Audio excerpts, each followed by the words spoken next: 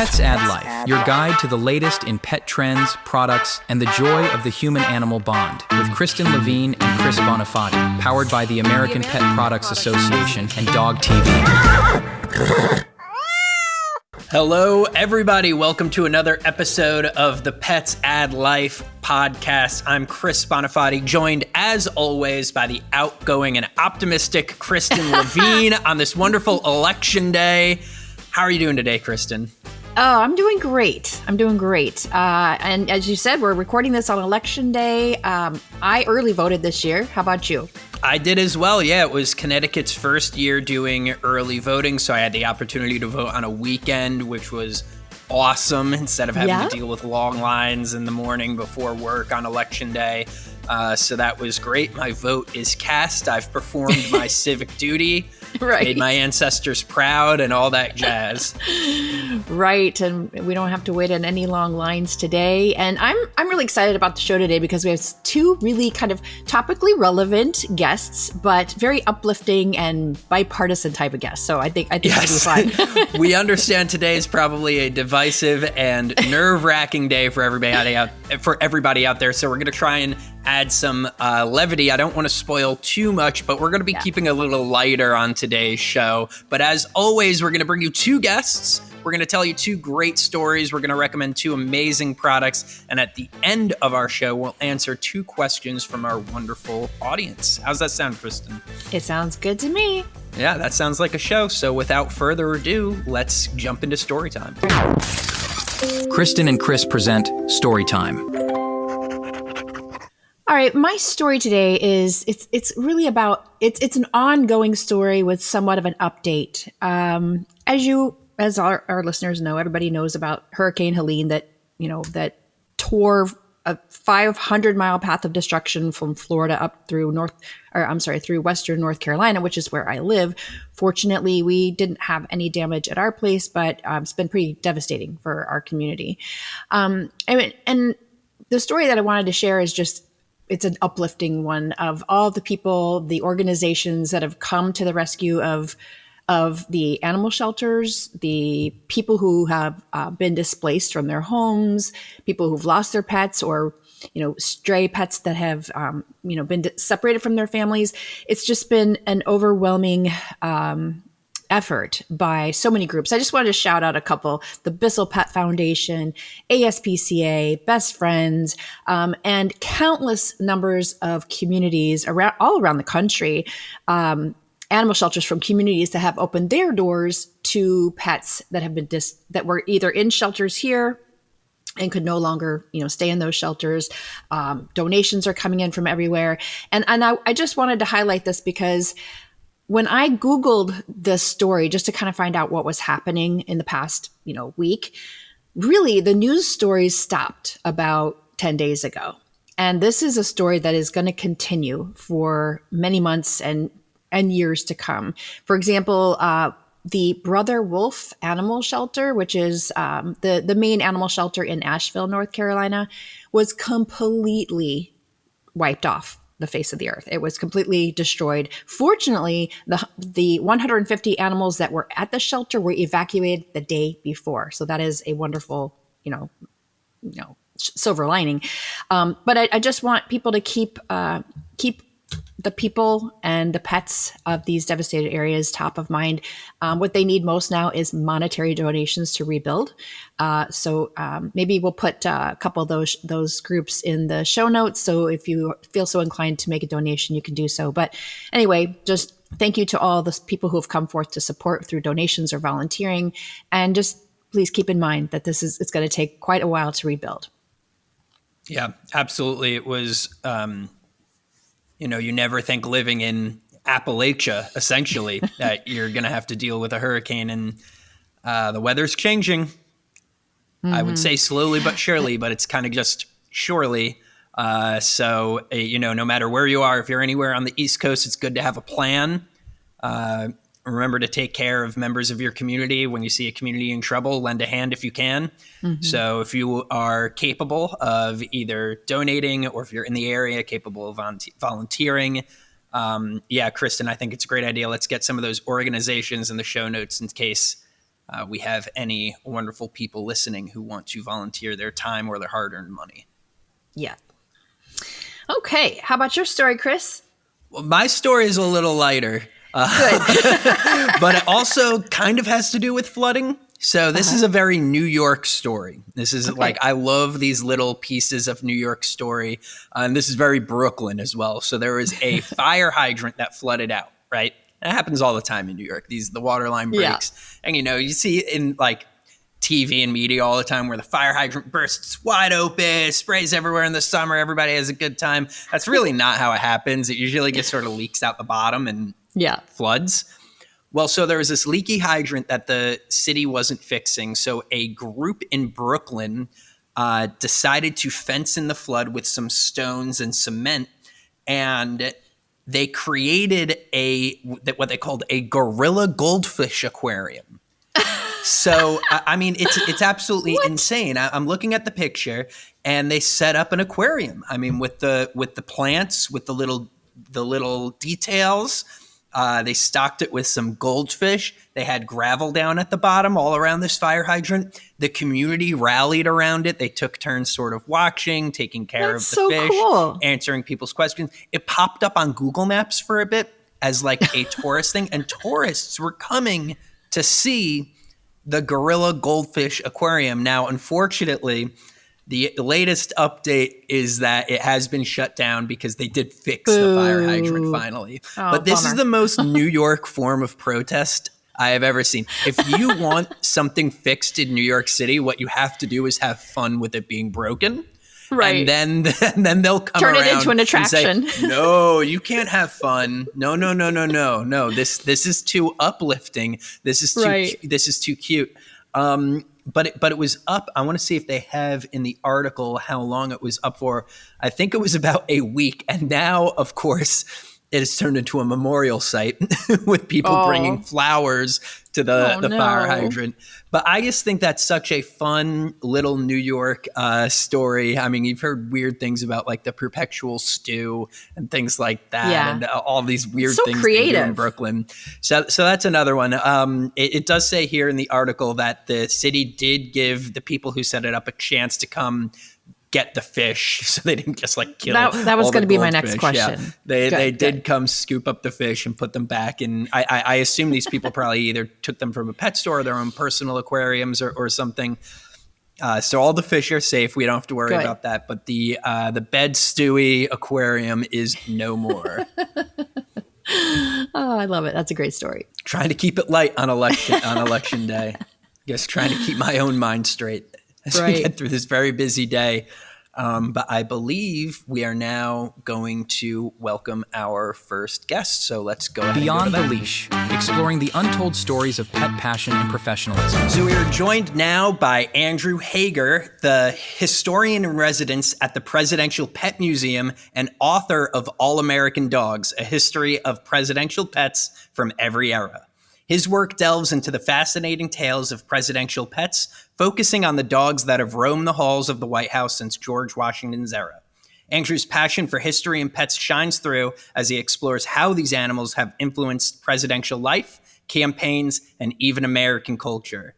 His book combines original research and rare photographs to give readers a unique look at these four-legged members of the first family. And we're so excited to have Andrew here on a very special election day. So thank you for joining us, Andrew. Oh, I'm so glad to be here. Thank you for having me. Of course. So we'll get started with what inspired you to decide, I'm going to dedicate a significant amount of time delving into the history of these animals, these pets. What made you decide that was the route you wanted to take? It was all kind of accidental. I was a social studies teacher in middle school, and I'm legally blind, so I went and got a guide dog, and it became increasingly difficult for me to do my job at the school, and so eventually I retired. And when I retired, I was still looking for something to do, and a friend of mine called me, and she said, hey, you like history and you have a dog. Do you want to get paid to write about dogs in history? And I said, getting paid is always a good thing, so I think I'll do this. And it turns out that she was working for a man named Bill Hellman, who was just taking over the Presidential Pet Museum, and he was looking for someone to be his historian. And so that's how I got into it. And the book came about because when Joe Biden was elected in 2020, I got a call from HarperCollins, and they said, hey, Biden's got the first rescue dog ever in the White House, and so we want to do a book about presidential dogs. Do you want to write one? And I was like, yes. This has been a dream of mine to write a book. Yes, I do. Hell yes. When I was a kid, I dreamed I'd write like the Great American Novel, or I'd write some Oscar-winning screenplay. But it turns out that my book is a book about the history of presidential dogs. And, it was a lot of fun going through that history and getting to know that history. It's really been an experience. Now, just as a little bit of correction, I'm no longer the historian in residence at the Presidential Pet Museum. I've stepped back from that position, but I still, go out and talk about presidential dogs. I love going to schools to talk about them because that's my background. It's just Sure. So it felt like a natural fit to be in this role for a while and to be able to talk to people about American history through the eyes or through the lens of animals. Because it really, one, it humanizes the presidents, and two, it's essentially apolitical. So you're talking about these presidents, but not in a context where people usually get mad, like, Barack Obama had a dog. Well, I hate that dog, because they might hate Obama, but they're still like, well, the dog's cute. So, Right. So that's a lot. That's nicer. It's better than being out in the normal political science world. I was a political science major in college before I became a teacher, and I'm glad that I went with teaching instead of politics, because I look around and I'm like, oh, this is so strange. Dodged a bullet. You sure did. Yeah, like, You oh sure man, did. I'd have a heart attack. Oh, so Andrew, I know in the book you talk about some historical moments involving presidential dogs, like Lincoln's and Hoover's. Can you share one or more of those stories? Maybe your favorite one or the most interesting one? Well, I always say that my favorite of all the presidential dogs is Pushinka. I love this story for a lot of reasons. First of all, you've got Nikita Khrushchev giving a puppy to the Kennedy family at the height of the Cold War, like right after the Cuban Missile Crisis, or no, right before the Cuban Missile Crisis, but after the Bay of Pigs, like in that window. It's crazy that they're exchanging gifts. So that's one thing. And then Pushinka has these puppies with one of Kennedy's dogs. So you have like this little Cold War love story going on. A couple of the puppies were given to kids in the Midwest. And so there's a possibility that there are descendants of Pushinka out there. Ooh, yeah. Oh my God, I left out like one of the most important parts, which is that Pushinka's mom was Strelka, one of these dogs that the Russians had sent into space who had orbited the Earth. So it's like a space puppy. Andrew, you could write a whole book just on this story. Well, you know what? I did. The museum had a self-published children's book about Pushinka, which is available on Amazon and at other retailers as well. So, just throwing that out there. It isn't quite as fancy as All American Dogs, but it's it's fun. I don't know. I was obsessed with the Kennedys when I was a kid. That was one of the things that really got me into history. And some of that was probably also due to Oliver Stone. Although now I look at that and I'm like, it's a great movie, but it's really crazy. Yeah. But I loved the Kennedys. And so Pushinka is just all of the things that I'm interested in, all rolled into one tiny little fluffy white package.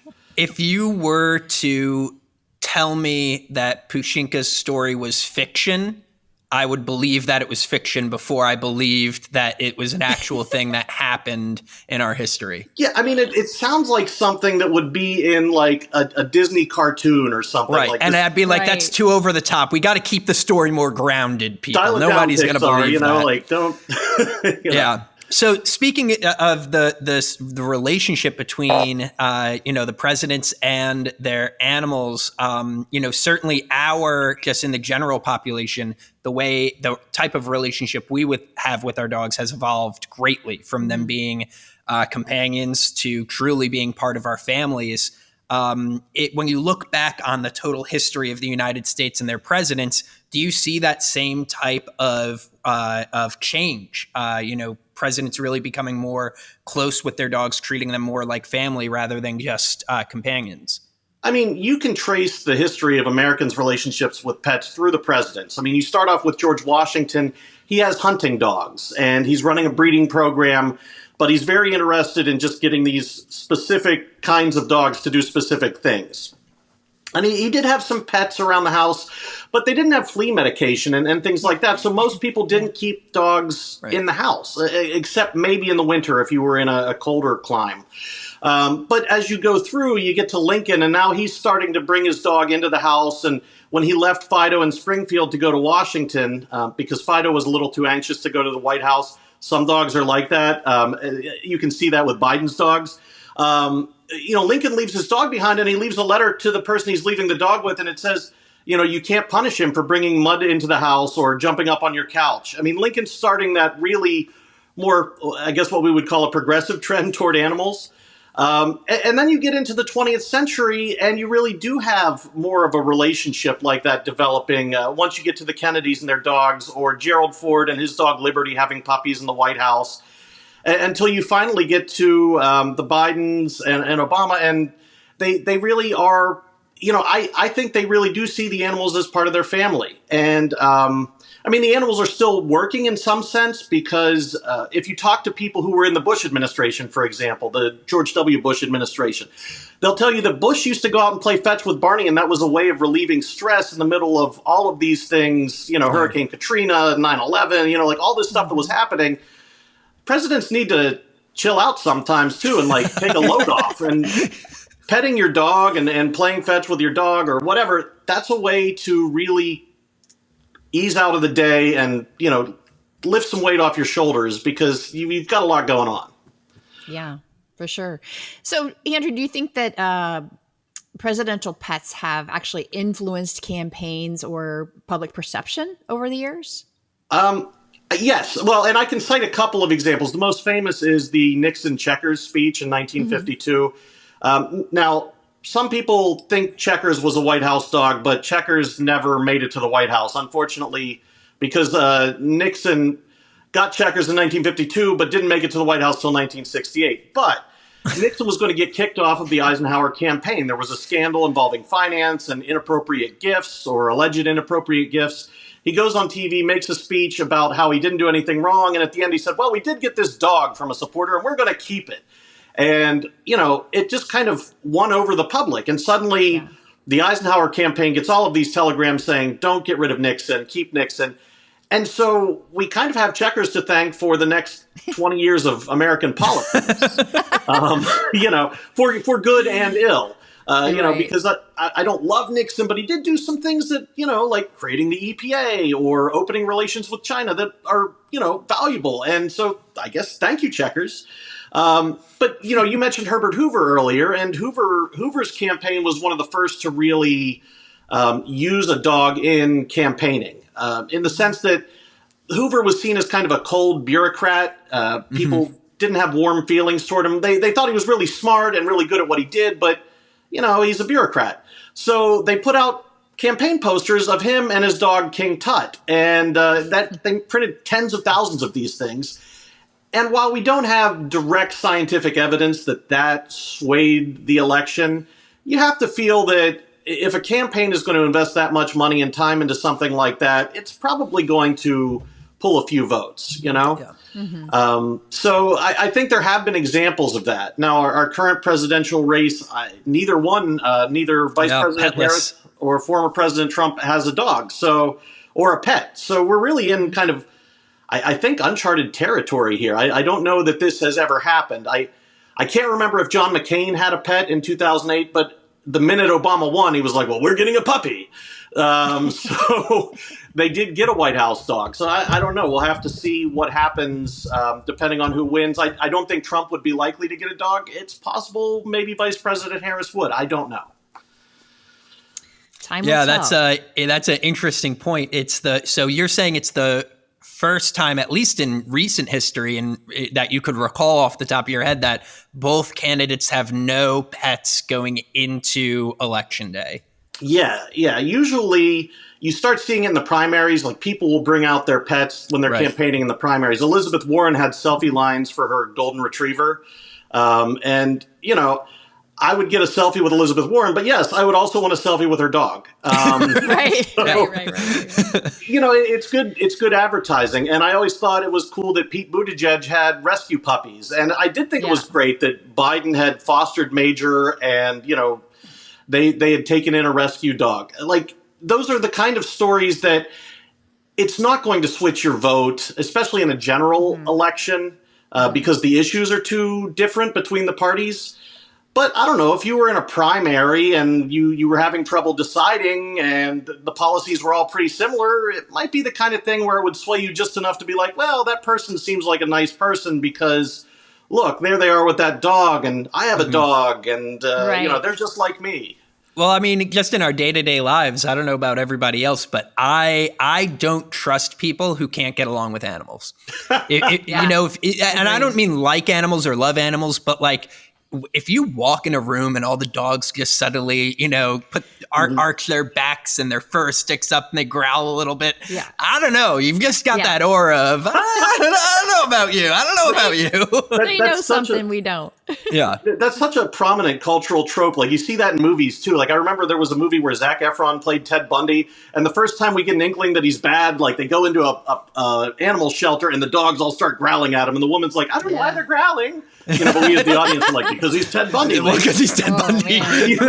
Take the hint, lady. Take the hint. Yeah. Don't date him anymore. So that's a thing you see in movies. But I think it is true to some extent, right? Like we're looking for clues of how to understand other people, and that's one bit of data that we pick up on. Because humans have a 10,000-year history with dogs, and it's a friendship. It's different from the way humans interact with cats or fish or birds, and nothing against any of those pets. I mean, I was a cat person for a long time before I got a guide dog. But it's just a different feeling, dogs are a little closer somehow. Yeah, absolutely. So we're coming up at the end of our time here. Andrew, why don't you let people know where they could find your book? So my book, All American Dogs, is available at any great local bookseller or on Amazon.com or Barnes & Noble, wherever wonderful books are sold. I have two children's books, Pushinka and one about Woodrow Wilson's ram, Old Ike, and both of those are available on Amazon as well. That's my promo. Thank you. Awesome. Well, thank you so much for joining us. This was a really good way to spend our election day. And I hope everybody listening at home who may be a little stressed out today found some solace in some of those great anecdotes you had for us. Yeah. Thank you so much for having me. Pets add life. That was a really fun talk. It's absolutely fascinating what some people can study for such a long time and become experts in. Yeah. He said that he is no longer the historian at the Presidential Pet Museum, but I didn't even know there was a Presidential Pet Museum. So that's something I'd love to check out. Yeah, I assume it's in Washington, D.C., although I didn't check, but I assume. So maybe next time I'm down in D.C., I'll have to go to the Presidential Pet Museum. But speaking of presidential pets, our next guest assists in putting a dog into a high office on the local level. So we're going to go ahead and jump into that conversation now. All right, joining us now is Phyllis Mueller, the Chief of Staff for the Office of Mayor Max Mueller, the Golden Retriever, elected as Mayor of Idyllwild, California. Since 2012, Mayor Max and his successors have served the town's unique and lovable mayors for life, bringing joy and a sense of unity to the community. Under Phyllis's guidance, the mayoral office has grown into a beloved institution, with the mayor and his team engaging in community service, public appearances, and various goodwill efforts. Phyllis has been instrumental in sharing Mayor Max's legacy and ensuring that the Canine mayorship continues to inspire love and support for animals. Welcome, Phyllis. Thank you so much. It's a pleasure to be here today on Election Day. Absolutely. We're so glad you could join us, and we understand Mayor Max is going to join us shortly. Let's just start off by having you share the story behind this whole idea of having a dog mayor in Idyllwild. Am I saying that right? Idyllwild? Yes, Idyllwild, right. Okay. We like to say we're idle and wild. How did that come about, Phyllis? So in 2012, the local animal rescue group, Idyllwild Animal Rescue Friends, that we call by its acronym, ARF, and then they decided to have an election, and apparently they had the idea for a long time, but they never decided to do it until we moved to town. That was just a coincidence. They didn't know us, we didn't know them.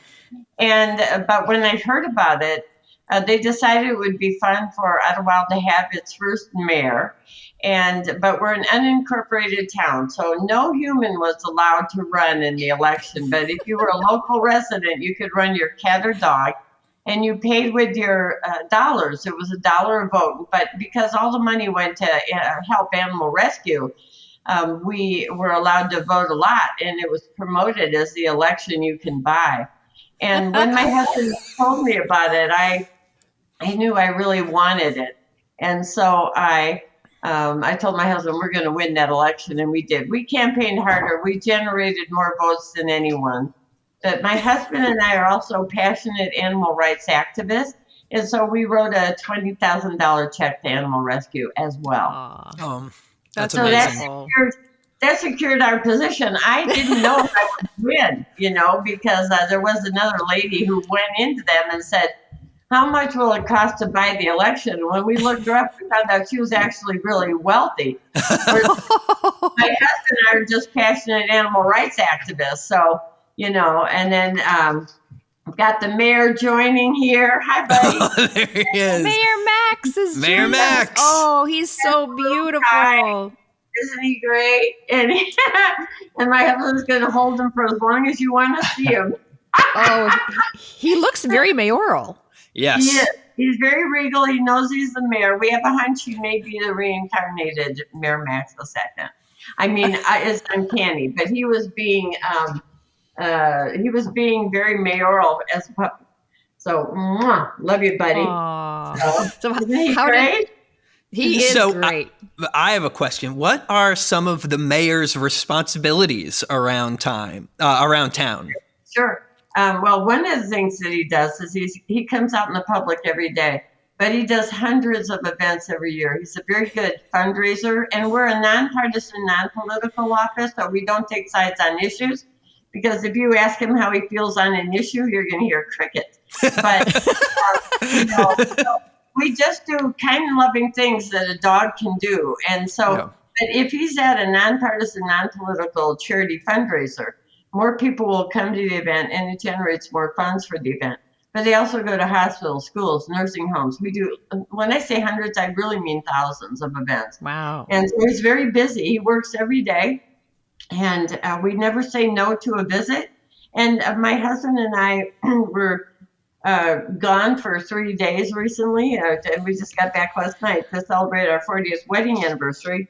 And while we were gone, we had people come to the house to meet the mayor, because when we're gone, we have a live-in caretaker who takes care of our dogs, who knows how to do that. And so we never say no to a visit. So, he does that kind of thing. Every kind of party, function, event, ribbon cutting, business grand opening, birthday, wedding anniversary. You think of it, we've done it. He doesn't turn any travels event down. to events as well. He does not. So Phyllis, what would you say his Max's impact has been on the residents of Idyllwild? I think that he creates tremendous joy. In fact, it's so strong that even if I happen to be in town without the mayor, people see me and they just get an ear-to-ear smile. And so he creates a lot of joy. People love him. He's like a rock star. When we drive into town with him, we hear people screaming and girls, "Oh my God, there's the mayor!" Even on our trip, he has 2 mayor mobiles that have all the signage. So when we went out of town, I heard, people, "Is he with you?" And there were people yelling. We're driving by. He's known all over the world. And so, we're celebrities wherever we go. And, aside from the past 3 days, they're always with us. So, people really don't want to see us without the mayor. And also has a vice mayor and 2 deputy co-mayors. So a lot of times it's the 4 of us, the 6 of us, my husband and myself and the 4 mayors, which are Mayor Max, the mayor, and his assistants. Of course, a mayor requires a cabinet. Of course. Mitzi and Mikey are the head of security and the bodyguards for the mayor. They wear a little security vest and they have a law enforcement badge. And then Meadow is the first vice mayor of Idyllwild. Max is the 3rd mayor of Idyllwild. And the other 2 are in heaven from old age. And then, so this time when I went to get Mayor Max III, I got the vice mayor as well. And then the 2 deputy co-mayors, they outlived Mayor Max II. They're still going strong. They're 11 and a half. And they're as frisky as can be. So it's fun. So, Phyllis, I want you to reach into your memory bank and think of all the wonderful years you've spent with Mayor Max and see if there's any particular moments or events you went to that were particularly fun or touching. Maybe one where you felt like Max had a really big impact, or you really felt, wow, like having a canine mayor is actually really great for our communities. Does anything stick out?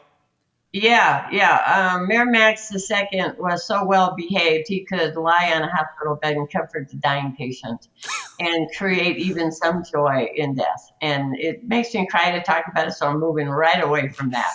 But the other thing is that I have this one darling video, and there were like 6 or 7 children that jumped in the back of the truck with Mayor Max, and they were singing a song they made up, Mayor Max, and I don't remember the tune, but they were singing, and the exhilarating joy.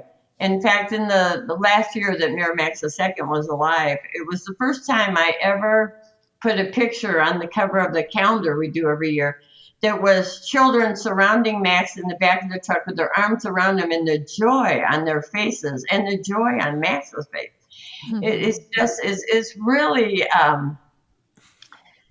a canine mayoral religious experience in a non-religious way, but it elevates the spirit. I mean, it really does. And, the work that we do is very valuable, and we create joy, and so much so, I actually have received, when Max II passed away, it was in the millions, but of condolences. But I have thousands of, and of all kinds of responses. I have millions, but of people who have actually said that Mayor Max has saved their lives, that the joy he creates has help them through crisis, and they go into more specifics than that.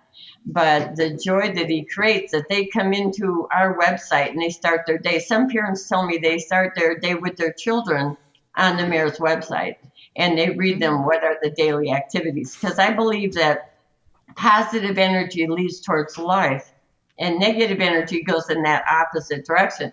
So I never have ever once even have ever posted anything negative on our sites. It's always uplifting and fun or funny or touching. Or, during COVID, I noticed that there was an increase in the amount of depression that people were experiencing. So I did write some things that were from me about how to live in challenging times and how to get through it and how to be happy and that type of thing, even when it's challenging. And it's by being of service to others and taking your attention off of you and helping someone. And it goes into a little more detail than that. But I had so many people thank me for that. And so I also reach out to anyone in need. So I've learned how to tell in social media by a person's response if they're in trouble. And if they are, I reach out to them privately and I ask them to call me or give me their number, and I call them. And then I work with them one-on-one through that crisis. So, the mayors elevate the spirit, and I'm proud of that work. Yeah, you should be. You should be. What an uplifting experience for everybody involved. And is Mayor Max's event schedule, is that posted online somewhere or on social media? It's not. And so what we do is we post, and I probably should do that. Now it is that where he is downtown and that type of thing is. So people know if they go to the website that Thursday and Friday he's downtown at 4, weekends at 2, holiday Mondays at 2, and Monday through Wednesday by appointment, or when we find out that a lot of times Monday through Wednesday, based on my husband's and my work schedule, we might be having people come to the house. If I get enough calls in a day, then I go downtown. And so that's there. But all the other events, we just post them as they're coming up. I do flyers and social media, and we also do email, and we print flyers and distribute them in town, and they get in the windows of the businesses, that kind of thing. But what I do is I promote the various events and other things that we're doing. But for the general public, they kind of know where to go every day. And so it's kind of like that. And there's so many things that come up, it's hard to keep up. Like on October 26th, we had 6 events in one day. And one of them was added right at the last minute in fact, we had another request for an event while we were at the events, and just trying to keep up is sometimes challenging. And a lot of people think we're retired, but my husband and I are not. We work for a living, and we fit Miramax in. We have 2 full-time jobs, our regular jobs and Miramax. And I even post on sometimes where I go, because we might be playing hooky from work sometimes to do a Miramax event. We'd never say no, never. And so and I'll say, good thing none of our clients monitor Miramax and social media, so they don't know when we're playing hooky. Thank heavens. Yeah. Oh, that's hilarious. So we are sometimes. So Miramax, I mean, if I ever got into a situation economically where I didn't have to work for a living to afford to do Miramax, which has a cost. And, when you're doing hundreds of events, gasoline alone is over $20,000 a year. Yeah. And so, but there are other costs as well. But if I could, I would do even more.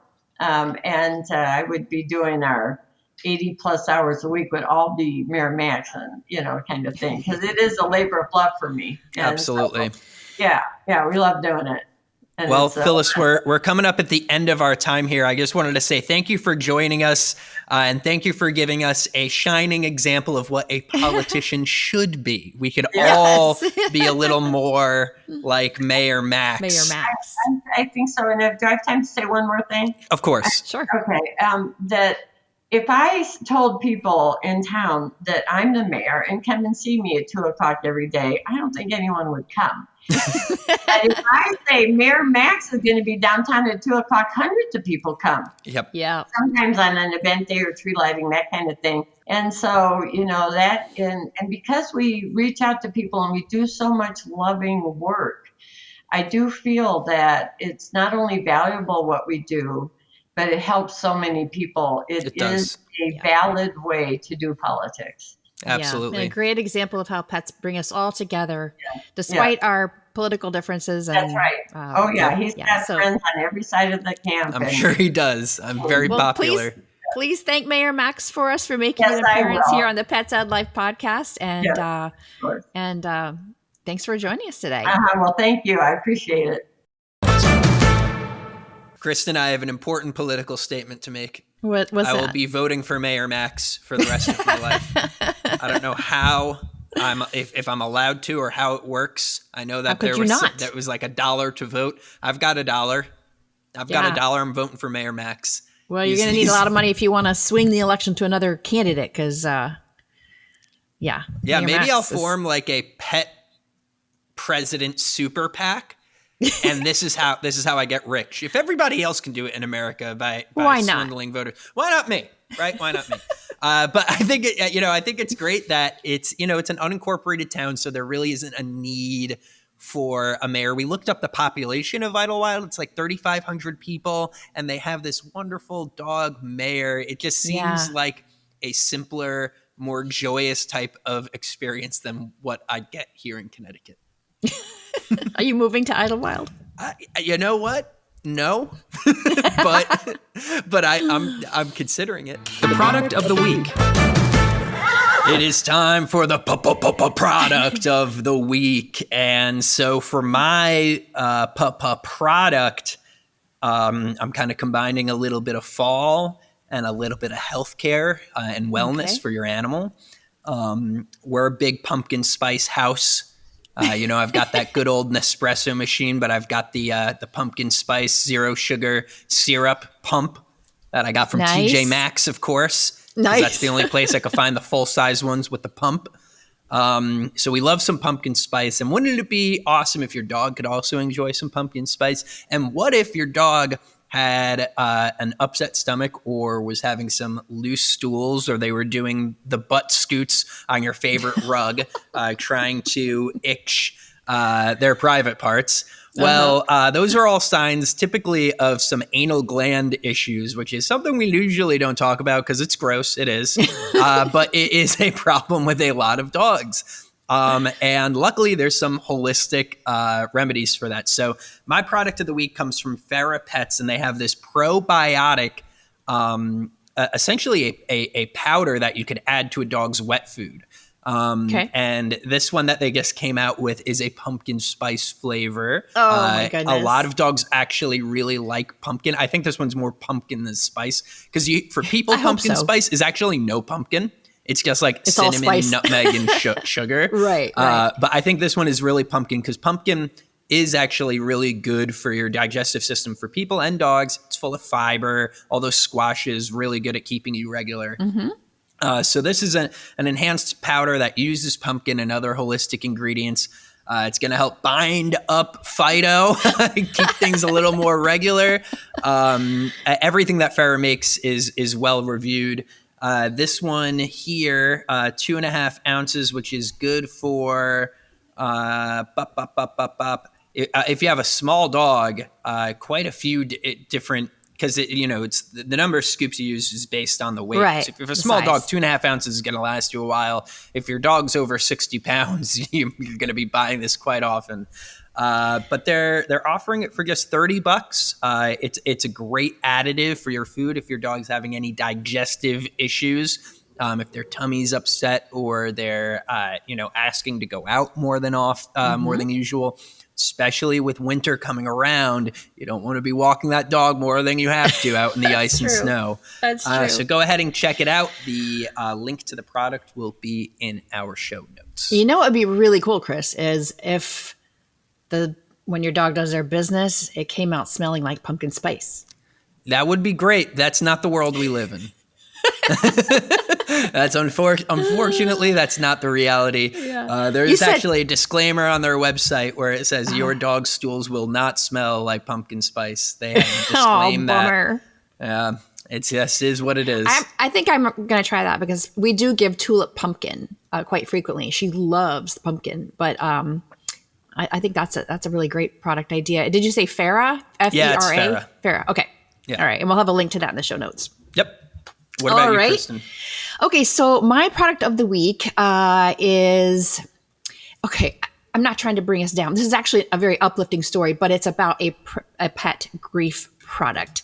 So there is a wonderful lady named Erica Messer. She's a former musician turned mental health advocate. And she, based on her experience when she lost her beloved dog, Wolfgang, many years ago, she created a whole line of pet grief products called Wolfie's Wish. Now, I'm sorry, Wolfie, I believe, was her cat that she lost. And I've actually bought these products. I tend to buy like 10, 15 of these grief products at a time, because I like to send them right away when a friend or family member loses a pet. And she makes beautiful note cards, little memorial things that you can display. She's just got a beautiful line of products. They're called Wolfie's Wish. And the reason I chose this today is because she just debuted Wolfie's Wish on QVC last week. So that's a really big deal for Wolfie's Wish. And I just think it's a really clever, very thoughtful way to support someone in your life who's lost a pet. So Wolfie's Wish, check it out. They've got a whole several categories of products, everything from the greeting cards to note cards that you actually kind of look at each day to kind of help you get through the grief process. Coffee mugs, t-shirts, books, all kinds of really thoughtful gifts. So check that out. Q&As. All right, Kristen, it's time for the best part of our show. That's right. We're going to answer 2 questions from our wonderful audience. And I know what you're thinking at home. You're driving your car on your way to your wage slave boring job. This show is your one spark of joy in your dreary, gray life. Well, I have an offer for you on how to turn that whole entire thing around. Speak for yourself, Chris. Yeah, right. That might have been a little bit of a projection. You could have your entire day turned around by hearing your question answered on the PAL podcast. That's right. Having a bad day, hear your burning pet-related question played on this podcast by going over to petsadlife.org/podcast. Go on down to the bottom of that page. You'll see a form to submit your question. Or if you're feeling as brave as this year's poll volunteers, you can have your question played live on air by leaving us a voice memo. So whichever way you do, we'll be sure to get to your questions. But Kristen, we've got some great questions here. Kristen, we do. From Jack in Austin. So thank you, Jack, for this question. Jack writes, I have a somewhat busy household with 2 birds, a cat, a dog, and a rabbit. What can I do to make sure that my birds are comfortable living alongside the cat, considering they are naturally prey animals to the cats? It's a great, pretty good question. So what do you think, Kristen? Yes. Well, hopefully the birds aren't sitting in their little enclosure with the cat salivating below them. like Looney Tunes? The birds might be stressed for sure. Yeah, exactly. And we don't understand exactly how long you've had the birds and the cat, but I think the best thing to do would just be to make sure that the birds have a very safe and secure enclosure, and perhaps in a room that maybe the cat doesn't always have access to, and maybe only supervised access to. So that the birds, even if the cat is in the room, the birds would feel less stressed because you are there or a member of the family is there. Beyond that, when you're, if you let your birds out of their enclosure, obviously make sure the cat is nowhere around. And besides that, I'm not a bird expert, but maybe to speak to an avian veterinarian about any other tips and tricks that he or she might be able to offer. But you obviously want the birds to feel safe and not have to stare at a predator all day long. Yeah, that's a great point. And I would say for the cats, how's that? Short and sweet. Very, very short and sweet. And for the cats, make Keep sure them they're well otherwise fed. engaged. And don't let them be bored because they'll find entertainment around the house. Yeah. Well fed is funny. But make sure they have plenty of toys and other activities, and maybe like a climbing wall or a cat tree, something that keeps them otherwise engaged so they don't look at your birds as their toys. But thank you, Jack, for the wonderful question. Kristen, what do you have for me? Okay, so this is a good one from Amber in Seattle. So Amber says, I'm considering adopting a pig as a pet. What are some important things I should know before bringing one home, especially in terms of space, diet, and social behavior? I mean, initial reaction is don't do it. Pigs, here's the thing about having a pig as a pet. Number one, they're going to tell you the weight of what the pig will be as an adult. They have no idea. That pig can end up being massive, even if it's a miniature potbelly pig. I've seen miniature potbelly pigs grow up and become 50 pounds. You see this all the time on social media. Oh, they told me it was a tiny pig. There's no such thing as a truly tiny pig. They will always get big. Here's another thing about pigs. They're stinky. They're very stinky. It doesn't matter what you feed them. They're going to create new and interesting smells everywhere. Now, on the off chance, Amber, that you have an outdoor barn or enclosure to keep this pig properly, here is some advice.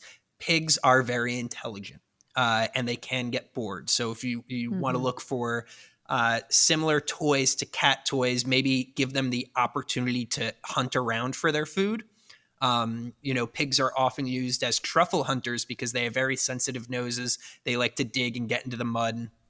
So try and find unique ways to feed them to kind of recreate that type of scavenging that they'd be doing if they weren't your pet, if they're, kind of out in the wild.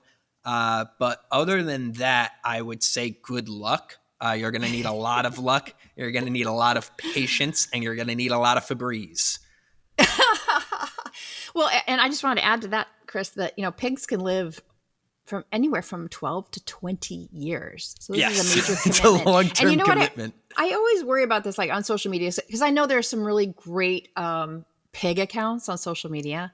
And I feel like that kind of gives people the idea that, oh, what a great idea. I'm going to get a pig too. But like you said, they're super smart. They have very specific social needs, space needs, dietary. So yeah, think it over very, very, very, very carefully, and then don't. And then don't. like don't. You said. That's our advice. Just don't. No, and I say that because when I worked at the SPCA, we had a famous pig there named Rosie. Rosie weighed 800 pounds. And guess what? Rosie ended up at the SPCA because the people purchased her thinking they were purchasing a little pot-belly pig. And Rosie grew up to be 800 pounds. There you go. So that's it. I would tale as old as time. Song as old as rhyme. Got a pig and it got real big. Like that is simply the way that it goes nearly every time. It's in the pig's nature to get real big. So yeah. But Amber, if you're out there, you're listening and you decide to get the pig, right back into the show. We're going to want an update. I'm going to want to see how this We're going to have you on as a guest. Maybe Amber, isn't actually from Seattle, the suburbs or the rural area kind of east of Seattle, and has a lot of land, which would make it a lot easier to take care of a pig if they had some land for grazing. So who knows? Maybe we're wrong. So we'll see. But Kristen, that brings us to the end of today's show. I know. And you know what that means? We have to go sit and wait for election results now. Yes. So if you're listening to this and you haven't gone and voted yet, and I know normally here's where I tell you to like, subscribe, and do all that fuss, but today, just go vote. Just go vote. If you're listening to this in your AirPods and you're in line to vote, thank you. Stay in line. Mm-hmm. Make sure your voice is heard. Use that power. We all have a little teeny tiny slice of power given to us by virtue of being Americans. So go ahead and use it today. For those of you who have voted and are waiting for the results, relax. There's nothing you can do now. Enjoy a nice cup of tea, pet your dog, your cat, chirp with your birds, roll around in the mud with your pet pig, whatever it may be to take a load off, but take it easy. There's nothing you can do now. Relax. And hopefully the show brought you a little bit of levity in what could be a stressful day. Yeah, so too. Meow for now. We'll see you next week. And we'll be here no matter what. No matter who ends up winning the election, we'll be right back here next Tuesday. Bye-bye now.